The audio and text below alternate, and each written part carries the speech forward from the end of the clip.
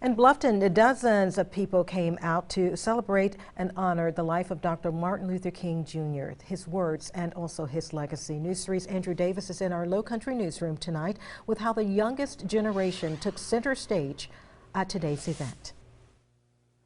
Well, his most famous speech was almost 59 years ago, but Dr. King's words and message still do ring true today, not just for the people that may have heard them live, but for a generation just starting their own lives and forming their personalities and beliefs.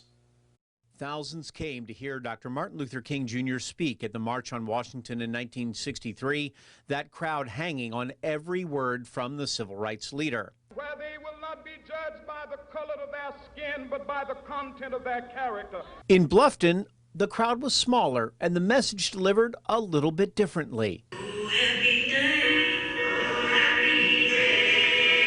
Kids from St. John the Baptist Church using puppets and music to get their point across and keep that dream alive. If we don't leave a legacy, or we don't train them, then they keep the story going, then they won't remember what we all had to go through, what Martin Luther King went through, to make this day a reality. It's very important for us to remember what happened so we don't make the same mistake that other people did. Xavier Copeland, just 13, stood tall in front of this crowd, reading his own speech about why Dr. King's message resonated with him. Don't look at people's how they look. More or less pay attention to how they are and get to know somebody. And Naomi Campbell is quickly becoming someone to know, a fifth grader who believes her generation needs to step up. You really have to tell people that you can always do something to change your community, and if you see something wrong, you should do something about it.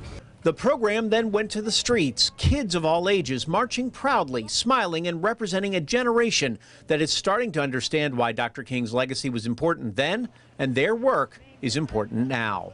If you're a young person and you just start change and you keep on doing that your entire life, that's a very huge accomplishment. Now, the entire event was closed with a food and community celebration at Oyster Factory Park. More than 100 people attended or marched during today's festivities. Andrew Davis, WSAV News 3, on your side. Andrew, thank you.